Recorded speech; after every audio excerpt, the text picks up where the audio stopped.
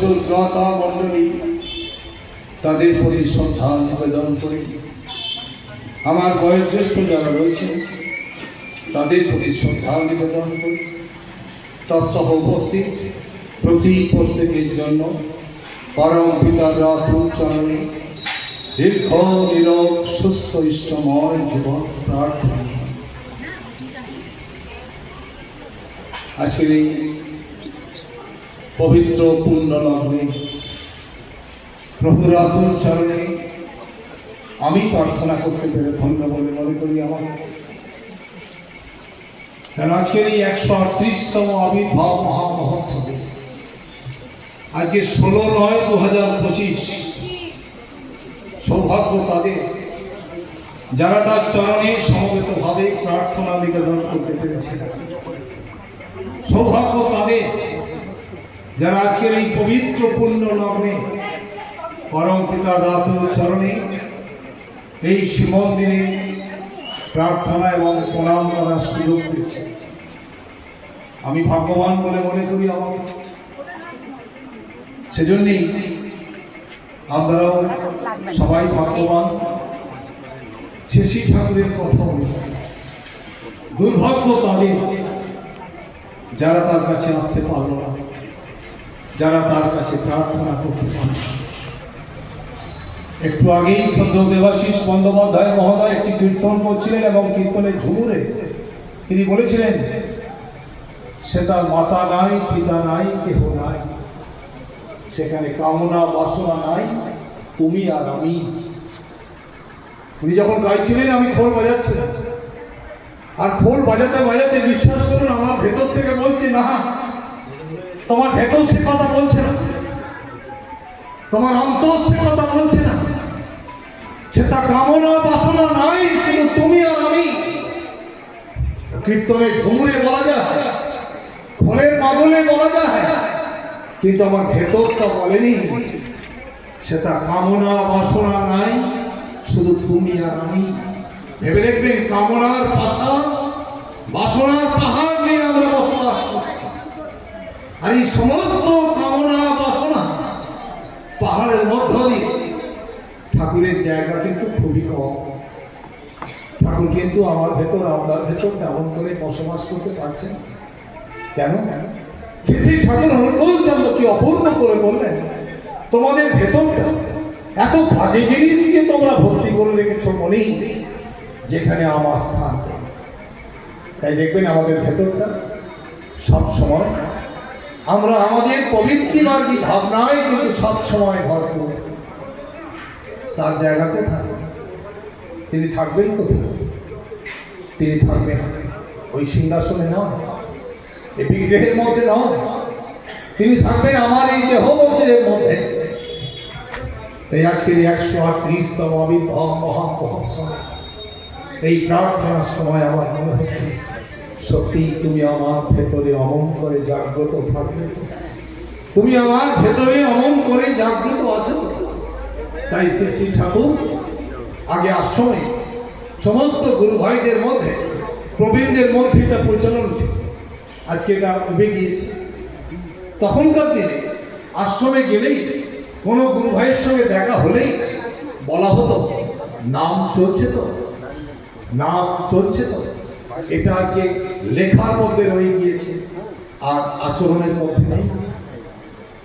এটা আমি কিরণচন্দ্র মুখোপাধ্যায় মহোদয়ের সঙ্গে আমি দীর্ঘ বছর কাটিয়েছি, তার সামনে ছিলাম দীর্ঘদিন, তার মানে আদরে আবদারে আমি মানুষ হয়েছি অনেকটা।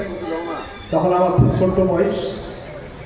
তিনি বলেছিলেন যে ঠাকুরকে একবার জিজ্ঞাসা করেছিল, ঠাকুর এই নাম চলছে তো কথাটার মধ্যে কি এমন গুরুত্ব আছে যে নাম চলছে? শ্রী ঠাকুর বলছেন, তুমি এই নাম চলছে তো মানেই যেই মুহূর্তে তুমি নাম বন্ধ করেছো, কোনো এক গুরু ভাই তোমাকে বলেছে নাম চলছে তো, সঙ্গে সঙ্গে আবার ভেতরে নাম চলতে শুরু করলো। কেন জানো?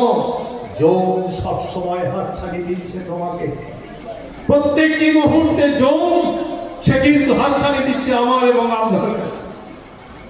তাই জমকে প্রবেশ করতে দিও না। এজন্যই বলছেন, যত পারো নাম করো, যেন তোর উপকারে নাম করো, ঠেসে নাম করো, সব একই লোকের মুখ দিয়ে রেখেছে। তিনি বলছেন ঠেসে নাম করো, যত পারো নাম করো, যেভাবে পারো সেভাবে নাম করো, খেলার ছলে নাম করো, ইচ্ছায় নাম করো, অনিচ্ছায় নাম করো, করলে কি হবে গো? যম আমার ভেতরে প্রবেশ করতে এসে ছিটকে চলে যাবে। কেন? ঈশ্বরের মধ্যে নাম চলছে। তাই পরম দয়াল শ্রী শ্রী ঠাকুর অনুকূল চন্দ্র, যার চরণে আমরা দীক্ষা গ্রহণ করেছি, আমরা সৌভাগ্যবান বটে। অদূর ভবিষ্যতেও যারা তার দীক্ষা গ্রহণ করবে তারা ভাগ্যবান। তাই শ্রী শ্রী ঠাকুর অনুকূল চন্দ্র অদূর ভবিষ্যতেও তার দীক্ষা যারা গ্রহণ করবে সে সম্পর্কে তিনি কি বললেন? তোমরা যারা আমাকে দেখে দীক্ষা নিলে তোমরা তো ভাগ্যবান বটেই। শ্রী শ্রী ঠাকুর অনুকূল চন্দ্র বলছে, তোমরা যারা আমাকে দেখে দীক্ষা নিলে তোমরা তো ভাগ্যবান বটেই। তার চেয়েও বেশি ভাগ্যবান কারা যেন? অদূর ভবিষ্যতে যারা আমাকে রক্ত মাংসে দেখবে না অথচ আমার দীক্ষা গ্রহণ করবে তারা আরো বেশি ভাগ্যবান। পরম দয়াল শ্রী শ্রী ঠাকুরের কথা। তাই শ্রী শ্রী ঠাকুর তাকে বলছেন, ঠাকুর আমি আপনার কাছ থেকে দীক্ষা নেব। শ্রী শ্রী ঠাকুরকে বলছেন, ঠাকুর আমি আপনার কাছ থেকে দীক্ষা নেব। শ্রী শ্রী ঠাকুর বলছেন, না, আমার এই ঋত্বিক বাহিনী রয়েছে, তুমি ওদের কাছে দীক্ষা নেবে। বলছেন, ঠাকুর আপনি তো নামই, আপনার নাম যদি আপনার কাছ থেকে সরাসরি পাই তাহলে আমার বেশি কল্যাণ হবে। শ্রী শ্রী ঠাকুর অনুকূল চন্দ্র বলছেন, সোনমণি, বীচের গাছের চেয়ে কলমের গাছ তাড়াতাড়ি ফল দেয়। তাই বলি শোনো, অদূর ভবিষ্যতেও এই ঋত্বিক বাহিনী তোমাদের দীক্ষা দেবে। কেন? ওই বীচের গাছের চেয়ে কলমের গাছ তাড়াতাড়ি ফল দেয়। সেই শ্রী শ্রী ঠাকুর অনুকূল চন্দ্র ঋত্বিক বাহিনী সৃষ্টি করলেন। অদূর ভবিষ্যতেও যারা তার দীক্ষা গ্রহণ করবে, এই নামকে তারা অনুসরণ করবে, যোগ তাদের কাছ থেকে অনেক দূর সরে যাবে। ভেতরটাকে পরিষ্কার করতে হবে। শ্রী শ্রী ঠাকুর বলেছিলেন, নাম স্মরণ, মধুর বচন, এই হচ্ছে একটা মানুষের জীবনের চরিত্র। তাই মনটাকে স্মরণ করতে হবে, মধুর বচন আমাকে কিন্তু করতে হবে। তাই পরম দয়াল শ্রী শ্রী ঠাকুর অনুকূল চন্দ্রের রাতুল চরণে আজকে 138তম আবির্ভাব মহোৎসব। ঠিক এইরকমই 1968 সাল শেষ লগ্ন 1969 তিনি কিন্তু তার দেহ রেখে দিয়ে আমাদের সবার অলক্ষ্যে তিনি নামের মধ্যে বসবাস করছেন। 1968 সাল এই সেপ্টেম্বর মাস শ্রী শ্রী ঠাকুর অনুকূল চন্দ্রের আবির্ভাব তিথি উৎসব চলছে। শ্রী শ্রী ঠাকুর তিনি তার বাবাকে প্রণাম করছেন, মাকে প্রণাম করছেন, 14 পুরুষকে প্রণাম করছেন, তার গুরুদেবকে প্রণাম করছেন, সবাইকে প্রণাম নিবেদন করলেন। বর্দা এসে বলছেন, বাবা বাইরে লক্ষ লক্ষ মানুষ আপনার জন্য অপেক্ষা করছে, আপনি একটু বাইরে গিয়ে বসুন, মানুষ আপনাকে একটু প্রণাম করে ধন্য হবে। দূর থেকে একবার আপনাকে দেখে মানুষ চোখটা সার্থক করবে, তাই আপনি একটু বাইরে গিয়ে বসুন। শ্রী শ্রী ঠাকুর তিনি বলছেন, চেহারাটা বড্ড খারাপ হয়ে গেছে জানিস বড় খোকা, একটা ফতুয়া পরাই নেই। শ্রী শ্রী ঠাকুর অনুকূল চন্দ্র তাকে একটা ফতুয়া পরিয়ে দিলেন বড়দা। শ্রী শ্রী ঠাকুর তিনি বলছেন, বড় খোকা আমি বাইরে যাব না, ওখানে বসবো। বলি হ্যাঁ, হাত ধরে নিয়ে চল। বড়দা হাত ধরে শ্রী শ্রী ঠাকুরকে আস্তে আস্তে নিয়ে গিয়ে খাটে বসাচ্ছেন। আর শ্রী শ্রী ঠাকুর পরমেশ্বর, জনার্দন, জগন্নাথ, কি বলবো তাকে কোনো মন্ত্রে কোনো নামে অধিষ্ঠিত করা যায় না। তিনি নিজেকেই নিজে সৃষ্টি করেন। শ্রী শ্রী ঠাকুর অনুকূল চন্দ্র ওই চৌকিতে বসতে বসতে বলছেন, বড় খোকা অনুকূল সদা বিভু পদ্মনাভ মনপ্রভু। তাই অনুকূল চন্দ্র হচ্ছেন পদ্মনাভ মনপ্রভু, তিনি সদা বিভু। জিজ্ঞাসা করছেন দেবী প্রসাদ মুখোপাধ্যায়, বড়দা বলছেন দেবী লিখে না, দেবীদা লিখে রাখলেন। বেশ কিছুদিন পর দেবীদা বলছেন, ঠাকুর আপনি বললেন অনুকূল সদা বিভু পদ্মনাভ মনপ্রভু, তিনি বলছেন এমন করেই নিজেকে উৎসর্গ করে দিলেন। 1968 সাল তিনি সারা বিশ্বের মানুষের কাছে বলে গেলেন, কি বললেন? দেবী একবার বিভু কথাটার মানে দেখ, বিশেষ রূপে তিনি নিজেকে সৃষ্টি করেন, তিনি বিভু, তাই অনুকূল সদা বিভু। তিনি তাকে সৃষ্টি করেছেন ওই অনন্তর মনমোহিনীর গর্ভকে আশ্রয় করে। তিনি পদ্মনাভ, তিনি হচ্ছেন সেই কৃষ্ণ, তিনি সেই অনন্তর নারায়ণ, নরে নারায়ণ, যিনি মানুষের জীবনের পথ যিনি। তাই তিনি বলছেন অনুকূল সদা বিভু পদ্মনাভ, আমি ভগবান বিষ্ণু, আমি আবার অনুকূল রূপে আবির্ভূত হয়েছি। আমি তোমাদের সবার মনের প্রভু, আমি তোমাদের মনের ঠিকানা জানি। ঠিক যেমন করে ভগবান শ্রীরামকৃষ্ণ তিনি তার এই কাশীপুর উদ্যান মাটিতে শেষ লগ্নে গলা দিয়ে যখন পুজ রক্ত বেরোচ্ছে, নরেনকে ডাকছেন, নরেন, নরেন বলতে পারছে না, ও নরেন, বলি রক্ত বমি হবে রে, একটু মালসাটা নিয়ে আয়। মালসা নিয়ে গেলেন নরেন্দ্রনাথ দত্ত, আর নিয়ে যাওয়ার পর যখন রক্ত পুঁজ বমি করছেন, আর বমি দেখে কষ্ট দেখে বলছেন এটা ভগবান, এই পুরুষোত্তম, এর গলা দিয়ে পুঁজ বেরোয়, রক্ত বেরোয়, এমন করে রক্ত বমি করে, এ ভগবান হতে পারে, এ পুরুষোত্তম হতে পারে। নরেন্দ্রনাথ দত্তের মধ্যে অবিশ্বাস কাজ করছে। নরেন্দ্রনাথ দত্ত তিনি ভালো করে হাত ধুলেন, মালসাটি রেখে দিলেন, একজন কর্মীকে বললেন এটা নিয়ে গিয়ে মাটিতে গর্ত করে পুঁতে দিয়ে। ভালো করে হাতটা ধোয়ার পর বারান্দার ইজি চেয়ারে বসে কপালে হাত দিয়ে ভাবছেন, একে ভগবান বলে স্বীকার করলাম, একে পুরুষোত্তম বলে স্বীকার করলাম।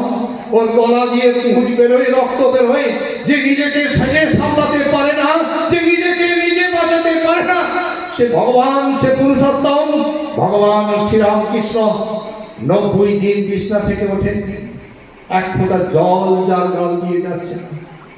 তিনি আস্তে আস্তে উঠলেন, সোজা নরেনের কাছে গিয়েছেন, পেছন দিক থেকে নরেনের কাঁধে হাত দিয়েছেন, দিয়ে বলছেন, নরেন সারা এখনো অবিশ্বাস, এখনো বিশ্বাস করতে পারিসনি? তোর সারা বেদান্তের দিক থেকে নয় রে, যেই রাম সেই কৃষ্ণ, এ দেহে রাম কৃষ্ণের সারা। শ্রী শ্রী ঠাকুর অনুকূল চন্দ্র পর্দাকে বললেন, সারা বিশ্বের মানুষকে বললেন, অনুকূল সদা বিভু পদ্মনাভ মনপ্রভু। শেষ লগ্নে তিনি নিজেকে এমন করে আমাদের কাছে উদ্ঘাটন করেছেন।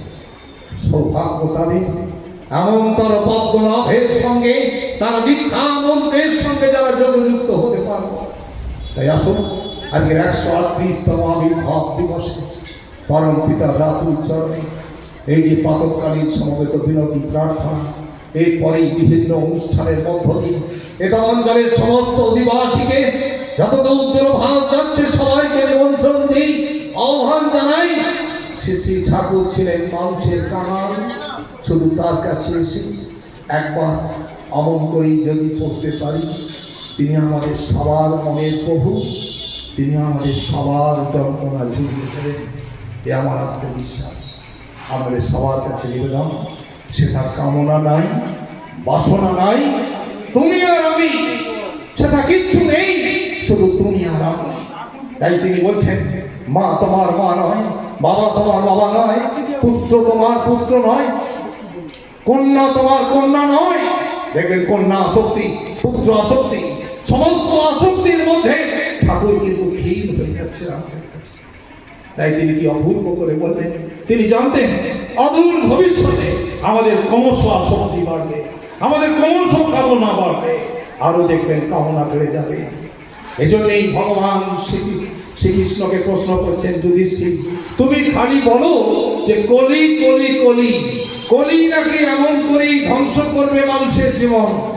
তা কলি যদি মানুষের অবস্থা ধ্বংস করেই, তা তুমি কেমন করে ধ্বংস হবে?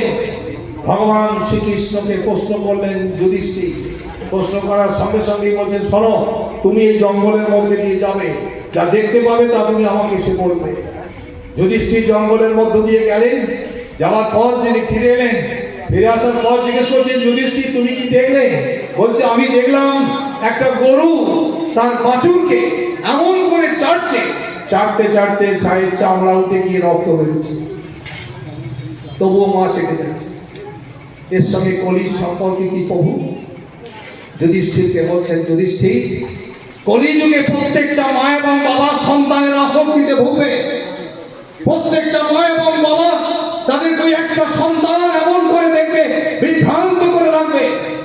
ভালোবাসায় অন্ধ স্নেহে যেমন করে এই গরুর বাছুরটিকে চাটতে চাটতে তার গা দিয়ে রক্ত বেরিয়ে গেছে, অমন করে আদর দিতে দিতে বাঁদরে পরিণত হবে কলিযুগের সন্তান। আর এর সৃষ্টি করবে কে? প্রত্যেকটা মার বাবা। ভালো করে নিজের বুকে একবার হাত দিয়ে দেখবেন, আমার ছেলেটাকে আমি কতটা বাঁদর তৈরি করেছি। মানুষ তৈরি করেছি কিনা সন্দেহ। মানুষ তৈরি না হলে সমাজের কোনো কাজে লাগবে না। টাকার পাহাড় তৈরি করতে পারে, টাকার বৃষ্টি আনতে পারে, বস্তা বস্তা টাকায় আপনাকে মিশ্রা করে শুয়ে দিতে পারে, চরিত্র গঠন নাও হতে পারে, ভালো মানুষ নাও হতে পারে। ভীমকে বলছেন ভীম তুমি একবার যাও। ভীম গেলেন, ভীম যাওয়ার পরে ঘুরে এলেন। ভীমকে জিজ্ঞেস করছেন ভীম তুমি কি দেখলে?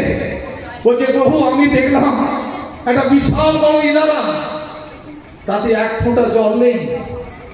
এত বড় একটা ইদারায় এক ফোঁটা জল নেই।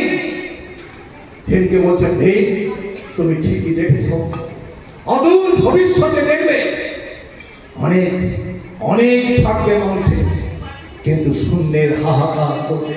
ঠিক যেমন করে কুয়ার মধ্যে অত বড় কুয়ার মধ্যে এক ফোঁটা জল নেই, মানুষের অনেক কিছুর মধ্যে এই শূন্য স্থান কেউ পূরণ করতে পারবে না।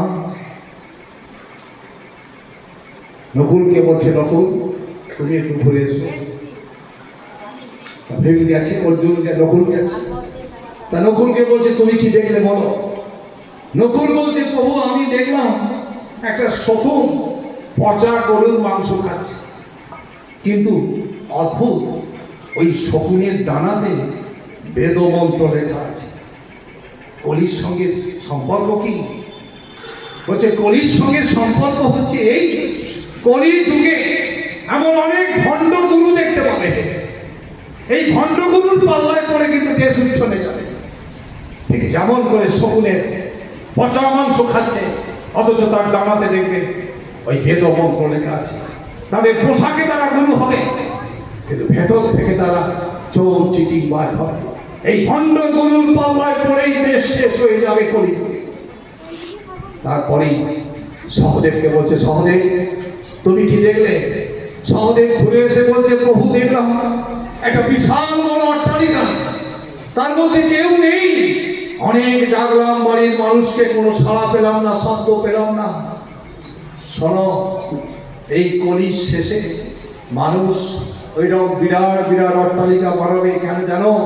2 নম্বরি করে, চিটিংবাজি করে, দালালি করে, মানুষ ঠকিয়ে এমন করে টাকা রোজগার করে বিশাল বড় বড় বাড়ি করবে, সে বাড়িতে বাস করার মানুষ খুঁজে পাবে না। সহদেবকে বলছে সহদেব তুমি কি দেখলে? বলছে প্রভু আমি দেখলাম একটা পাহাড় থেকে একটা বড় পাথরের চাই পড়তে পড়তে পড়তে পড়তে একদম নিচু পর্যন্ত আসছে। কোনো গাছে তাকে দাঁড় করানো যাচ্ছে না, যে গাছের গোড়ায় লাগছে সে গাছটি উঠে যাচ্ছে এই পাথরের ভারে। তারপরে দেখলাম প্রভু একটা ছোট্ট লিগলিকে গুল্ম গাছের মধ্যে দাঁড়িয়ে গেল ওই পাথরটি। কলির সঙ্গে সম্পর্ক কি? ভগবান শ্রীকৃষ্ণ বলছেন শোনো, কলিযুগে আমি আবার যখন আসবো, যারা যারা হি ধর্মস্য গ্রামী ভবতি ভারত অভ্যুত্থানং ধর্মস্য তদালমানং সিদম্বহ পরিত্রাণায় সাধুনাং বিনাশায় যদুষ্কৃতং ধর্ম সংস্থাপনার্থায় সম্ভবামি যুগে যুগে। সেখানে বলেন সাধুদের উদ্ধার করব, দুষ্কৃতকারীদের ধ্বংস করব। সেই ভগবান শ্রীকৃষ্ণ অনুকূল চন্দ্ররূপে এসে বললেন ধর্ম যখনই বিপাকে বসে ব্যর্থ অর্থে থাকে, প্রেরিত ধরায় আবির্ভূত হন, পাপী পরিত্রাণ পায়। আমাদের সকলকে পরিত্রাণ তিনি করবেন। তাই ভগবান শ্রীকৃষ্ণ বলছেন সহদেব শোনো, ওই যে পাথরের চাই পড়তে পড়তে পড়তে পড়তে ছোট্ট গুল্ম গাছে আটকে গিয়েছিল। ঠিক তেমনি কলিযুগে তোমাদের এই এত পাহাড় প্রমাণ পাপ নিয়ে যদি একবার হায় আল্লাহ, হায় গড, হায় জেসাস বলে একবার ছুটে আসতে পারো, তোমাদের সমস্ত পাপ ধুয়ে মুছে পরিষ্কার করে দেবো আমি। কে বললেন? কলির যুগের শেষ অবতার পরম দয়াল শ্রী শ্রী ঠাকুর অনুকূল চন্দ্র, সেই জীবন্ত শ্রীকৃষ্ণের বিবর্তনের সামনে তিনি আমাদের সব পাপের ভার। তাই আপনাদের সবার কাছে নিবেদন, তাকে ভালোবাসি, প্রশ্ন শূন্য হয়ে সমস্ত বিশ্বাসটা ঢেলে দিতাম পূর্ণ বিশ্বাস। তাই তার প্রতি এই আসক্তি আমার ছেলের দরবার আমার বইয়ের মধ্যে তৈরি হোক, আমার মেয়ের মধ্যে তৈরি হোক, আমার নাতির মধ্যে তৈরি হোক, তৈরি করে দিন, অভ্যাস করে দিন, শাসন করে। শ্রী শ্রী ঠাকুর অনুকূল চন্দ্র বলেছিলেন এই ইংরাজি আর পৃথিবীতে কোনো বাবা বলবে না। শ্রী শ্রী ঠাকুর অনুকূল চন্দ্র বলেছিলেন আনকম্প্রোমাইজিং অ্যাটিটিউড যদি না থাকে বাবার জন্মে ছেলেকে তৈরি করতে পারবে না। কোনো কম্প্রোমাইজ, কোনো দয়া নেই। তুমি আমার দয়ালের হবে, আমার সম্পত্তির মালিক হবে। আমার দয়ালের যদি না হও, আমার দয়ালের আশ্রমের নামে লিখে দিয়ে যাবো, তোমাকে তেজ্য পুত্তর করবো। কেন? তুমি আমার গুরুকে আশ্রয় দাওনি। শ্রী শ্রী ঠাকুর অনুকূল চন্দ্র এই এমনতর আচরণ বলেছিলেন কেন? 40 বছর বয়সে আমার ছেলে যেদিন বাবা হবে সেদিন বুঝবে আমার বাবা কেন কম্প্রোমাইজ করেনি আমার সঙ্গে। আমাকে ঠাকুরের মতন সম্পদ দিয়েছে, আমার বাবা আমাকে ঠাকুরের মতন ওই অনন্তর প্রপার্টি আমার হাতে তুলে দিয়ে গেছে। তাই আমার বাড়ি যদি আমাকে বলছে বাবা তুমি এত নির্দয়, গতকালকে আমায় বলছে এত নির্দয় কেন? কেন তো নির্দয় কেন রে? তুমি ঝুলপি ধরে তুলে দিচ্ছ। তোমার তো আমি একটা বলেছে গো, আমি 7 মাসে হয়েছিলাম, ডাক্তারবাটি বলেছিল আমি দুর্বল হবো। আরে তোকে তো দুর্বল মনে হয়নি, এখনই তো 14 বছর বয়সে ভারী ওজন হয়েছে রে।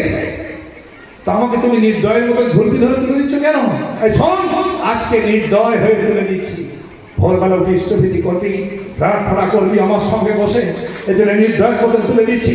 একদিন যখন তোর আমার মতন বয়স হবে সেদিন তুইও কিন্তু তোর ছেলে ঝুলপি ধরে তুলে দিলে তুইও বাঁচবি, তোর ছেলে বাঁচবে, তোর নাতি বাঁচবে, সবাই বাঁচবে। এজন্যই পরম দয়াল শ্রী শ্রী ঠাকুর অনুকূল চন্দ্র বলেছিলেন আমি টিকে থাকবো তোমাদের বংশ পরম্পরায়, তার ব্যবস্থা করো তো।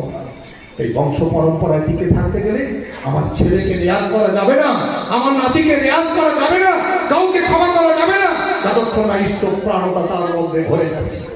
লেখাপড়ায় দল হলেই শিক্ষা তারে পায় না। কিছু ইংরাজি ছেড়ে দিতে পারলে, কিছু ভালো অঙ্ক করতে পারলে, কিছু যোগ করতে পারলে, কিছু বুদ্ধির খেলা খেললে, কিন্তু জীবন বাঁচাবে লেখাপড়ায় দল হলেই শিক্ষা তারে পায় না। অভ্যাস ব্যবহার সহজ জ্ঞান নইলে শিক্ষা হয়। ভালো থাকবেন সবাই, মঙ্গল হোক সভা। পরম পিতার রাতুল চরণে আপনাদের প্রত্যেকের জন্য আবার একবার দীর্ঘ নিরোগ সুস্থ ইষ্টময় জীবন প্রার্থনা করে আমি আমার কথা শেষ করছি। জয় গুরু, বন্দে পুরুষোত্তম। পাতকালী